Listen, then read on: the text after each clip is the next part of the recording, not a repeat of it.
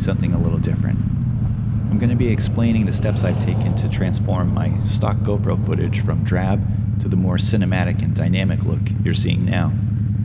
Don't be intimidated. If you're like me, you're pretty new to all this.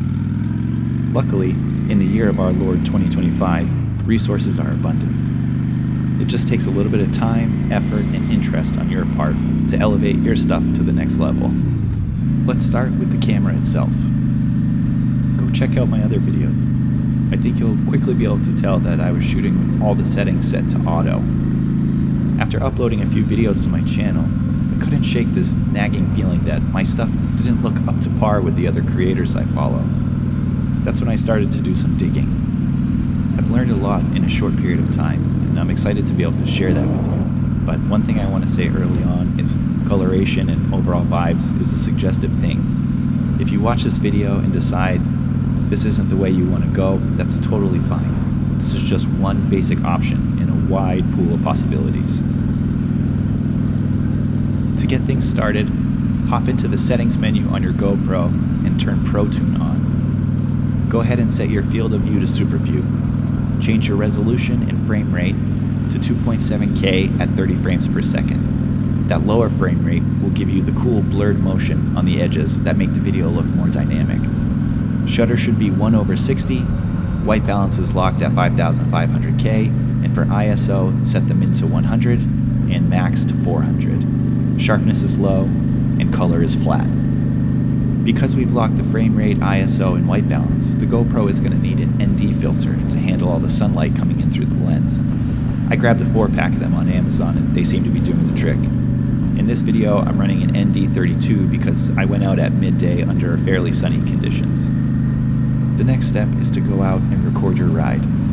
The best part of all of this, in my opinion. After that's done, we move on to the post-production phase. I use Davinci Resolve to edit my footage. Be prepared to be overwhelmed when you go to use this software. It's a lot. Luckily, there's a ton of tutorials available on YouTube that go into as much detail as you require. This is where the movie magic happens. To start, I pop into the color window and add a new serial node. I apply a color space transformer to it. Again, there's a ton of resources out there that go into painful detail about what this is and how it works to manipulate your film. But for now, just follow along and press firmly down on that I believe button. I'll toss the CST settings I use up on the screen now. Once you've got those entered in, add another serial node. This one is where you'll apply a lookup table, or LUT, to the project. Davinci comes with a ton of LUTs built in, which is really helpful. I like the look of the Kodak D60 profile that's in the Film Looks folder, and it's what I used for this video. You should be looking at footage that looks remarkably different from what you started with. Aspects of it may appear too intense, the shadows may have no detail, or the clouds may be washed out completely, but that's to be expected to some extent. As with all parts of this process, you will need to spend some time adjusting levels to achieve your desired look. Maybe you need to adjust the key output of your LUT to tone down its intensity and gain back some detail in your lights and darks. Maybe you want to customize the curves graph by adjusting the locations of its highest and lowest point, something that can also be done by playing around with the lift and gain wheels. As the creator, it's totally up to you. Don't be afraid to experiment. And most of all, don't be afraid to make mistakes. It's gonna happen. The last item I want to cover deals with exporting your project once you're happy with the editing and coloration. I've never done this before, so I can't speak to its efficacy.